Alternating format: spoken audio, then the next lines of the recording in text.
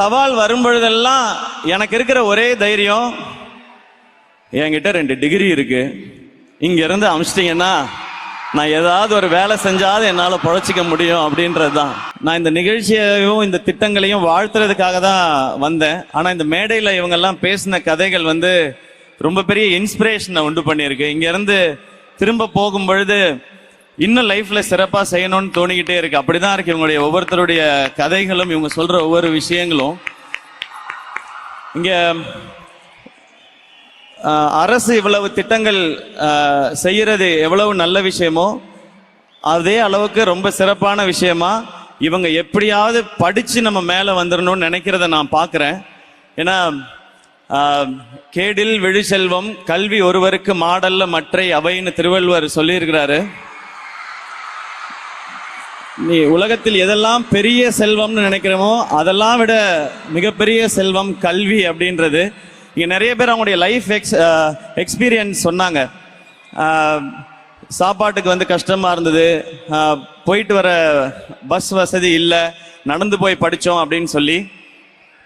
நான் 3 வேளையும் சாப்பிட்டு தான் ஸ்கூலுக்கு போனேன். ஏன்னா எங்கள் அப்பா ஒரு வேளை சாப்பிட்டுட்டு ஸ்கூலுக்கு போய் படித்ததுனால நான் ஆட்டோலையும் ரிக்ஷாலையும் ட்ரெயின்லையும் பஸ்லையும் நான் ஸ்கூலுக்கு போனேன். எங்கள் அப்பா நடந்து ஸ்கூலுக்கு போனதுனால. ஸோ ஒரு தலைமுறையில் ஒருத்தர் படித்தா அதுக்கு அடுத்து வர தலைமுறைகள் எல்லாம் நல்லா இருக்கும்ன்றதை நான் என் குடும்பத்துல இருந்து பார்த்துருக்கேன். எங்கள்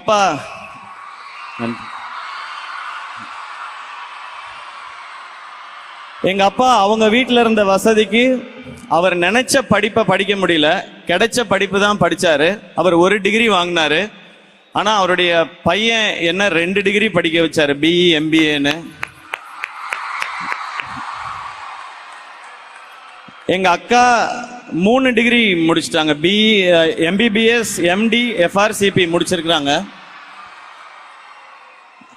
நான் பிஇ எம்பிஏ படிச்சதுக்கும் இப்ப செய்யற துறைக்கும் சம்பந்தமே இல்லை.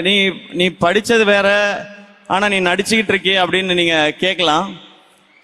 ஆனா நான் நடிச்சுக்கிட்டு இருக்கும்போது இப்பவும் எனக்கு இருக்கிற பெரிய நம்பிக்கை, இந்த இண்டஸ்ட்ரி ரொம்ப ரொம்ப சவாலானது, சினிமா இண்டஸ்ட்ரி. அதுவும் எந்த ஒரு பின்னணியும் இல்லாமல் எந்த ஒரு துறைக்குள்ள நுழையிறதே ரொம்ப அசாத்தியமான விஷயம். அப்படி அந்த துறைக்குள்ள நுழைஞ்சு அங்க சவால் வரும்பொழுதெல்லாம் எனக்கு இருக்கிற ஒரே தைரியம், என்கிட்ட 2 டிகிரி இருக்கு, இங்க இருந்து அமிச்சிட்டீங்கன்னா நான் ஏதாவது ஒரு வேலை செஞ்சாது என்னால பொழைச்சிக்க முடியும் அப்படின்றது தான்.